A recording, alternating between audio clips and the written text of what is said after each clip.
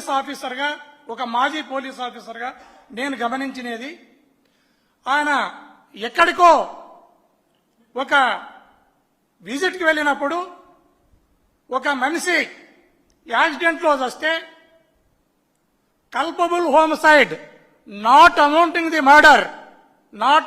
To the murder అనే కేసును register చేసినట్టు తెలుస్తా ఉంది.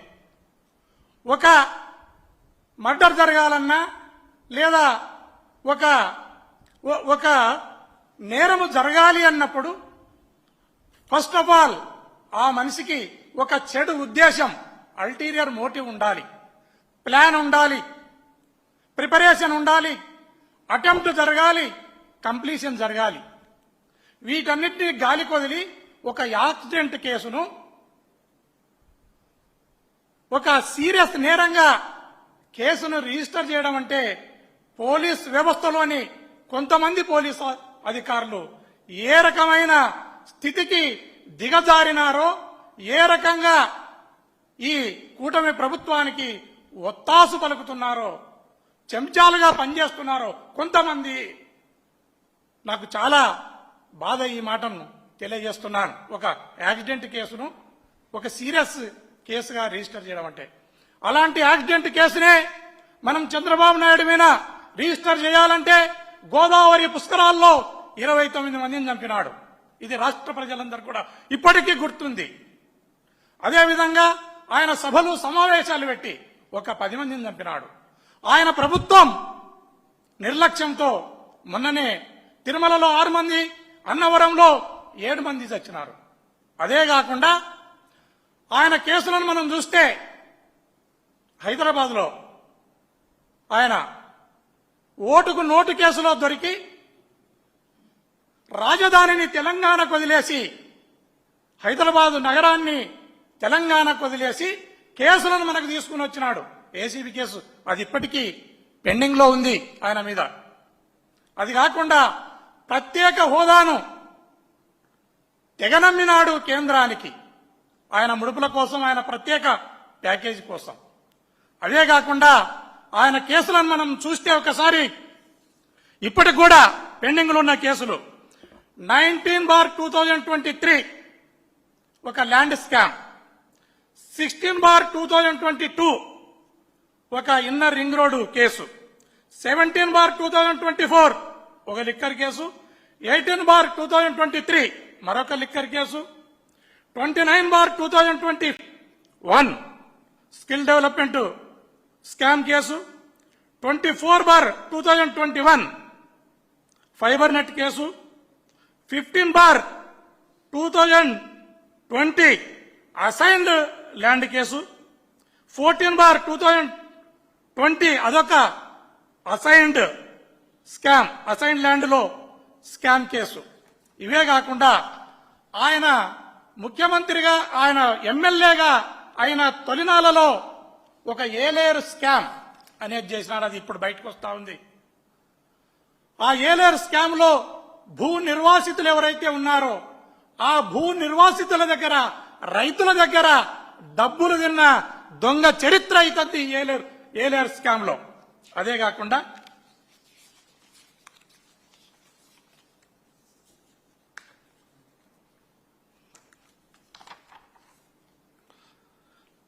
ఈయన ఒకసారి ఆపద్ధర్మ ముఖ్యమంత్రిగా ఉండి హైదరాబాద్ నగరంలో ఐఎంజే అనే సంస్థకు 100 ఎకరాల భూమిని వాళ్ళకు తెగనమ్మి వేలాది కోట్ల రూపాయలను దోచుకున్న నీచ చరిత్ర ఇతంది. ఇలా చెప్పుకుంటూ పోతే ఇతను చాలా కేసులలో, ఈవెన్ మనము స్కిల్ డెవలప్మెంట్ కేసులో ఇతను జైలుకు పోయిన సంగతి మనందరికీ తెలుసు. ఆ కేసులో ఈయన పైన 120B, 166, 167, 418, 420, 465, 468, 471, 477A, 409, 201, 101 రెడ్ విత్ 34, 37. అదే కాకుండా యాంటీ కరప్షన్ బ్యూరో వాళ్ళు 13(1)(c)(d) ఈ సెక్షన్ల కింద కేసును రిజిస్టర్ చేసి ఇతన్ని జైలుకు పంపితే ఇతని రోగాలను, ఇతనుకుండే ఇబ్బందులను, ఇతనుకుండే దరిద్రాన్ని అంతా కూడా తీసుకుని పోయి కోర్టుల నెత్తిన, జైలు నెత్తిన వేసి సాగు తప్పి కన్నులొట్టబోయినట్లు బయటికి వచ్చిన సంగతిని మనమంతా కూడా గుర్తు చేసుకోవాలి. ఈరోజు జగన్మోహన్ రెడ్డి గారిని ఎట్లయినా ఇబ్బంది పెట్టాలన్న ఒక దురుద్దేశంతో ఇప్పుడు లిక్కర్ కేసు అనే దాన్ని జరగని కేసును తెర మీదకి తీసుకుని వచ్చి ముందు చెట్టును కొట్టే ముందు కొమ్మలు నరికినట్లు ఈరోజు మిథున్ రెడ్డిని అరెస్టు చేయడం జరిగింది. మిథున్ రెడ్డి నేను ఆయన సాటి ఎంపీగా పనిచేసిన వాడిని. అతను దైవభక్తి కలిగిన వాడు, పాప భీతి కలిగిన వాడు, మృదు స్వభావి, 24 గంటలు జనంలో ఉండి ఇప్పటి వరకు ఓటమి ఎరగకుండా 3 సార్లు ఎంపీగా పనిచేస్తున్నవాడు. వాళ్ళ కుటుంబంలో ఎవరు కూడా ఇంతవరకు ఓడిన దాఖలాలే లేవు. వాళ్ళ పట్ల ప్రజలిస్తున్న తీర్పు అయితే చంద్రబాబు నాయుడు దానికి కొత్త తీర్పును తయారు చేసి ఆయనను ఈరోజు జైలుకు పంపడం జరిగింది. ఈ జైలుకు పంపడం అనేది ఖచ్చితంగా ఇది జగన్మోహన్ రెడ్డి గారిని ఇబ్బంది పెట్టడంలోనే భాగము.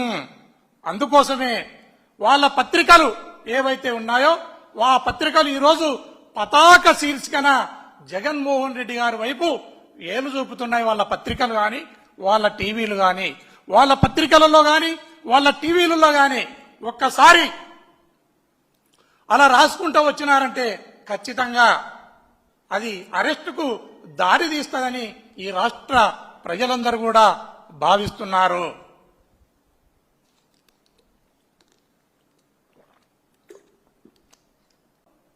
ఇప్పుడు చంద్రబాబు నాయుడు అభివృద్ధిని పక్కకు వదిలేశా, సూపర్ 6ను పక్కకు వదిలేశా, సంపదను సృష్టిస్తాన్నది పక్కకు వదిలేసి ఏ రకంగా కక్ష సాధింపు చర్యలకు ఆయన పాల్పడుతున్నాడో ఈ రాష్ట్ర ప్రజలందరూ కూడా గమనించి రాష్ట్ర ప్రజలు ఏమనుకుంటున్నారంటే జనసేన అనేది ఒక పడిపోతున్న గోడ, బీజేపీ అనేది ఒక ఆరిపోతున్న దీపము, తెలుగుదేశం పార్టీ అనేది ఒక మునిగిపోతున్న నావా, ఈ 3 కలిసి ఒక పగిలిపోయే అద్దంగా సిద్ధం కావడానికి రెడీగా ఉంది అనేది ప్రజలు భావిస్తున్నారు.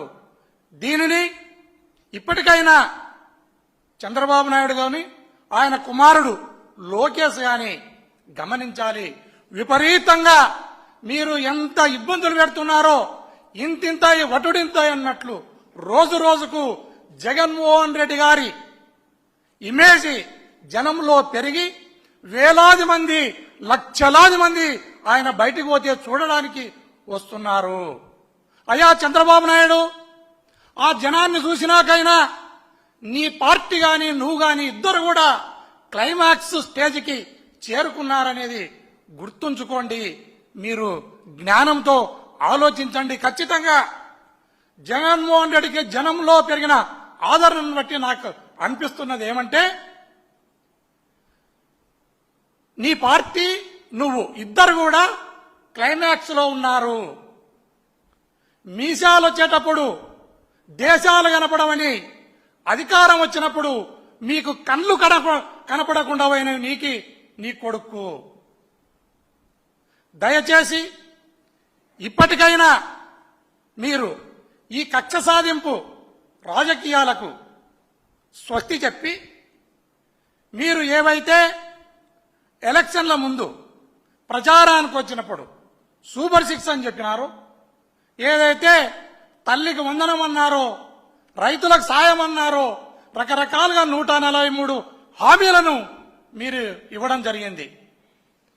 మీరు కూడా మా జగన్మోహన్ రెడ్డి గారు లాగానే అమ్మఒడి, ఆసరా, చేయూత, విద్యా దీవెన, విద్యావసతి ఇలాంటి సంక్షేమ కార్యక్రమాలను చేసుకుంటూ పోతారని నమ్మి ఓట్లేస్తే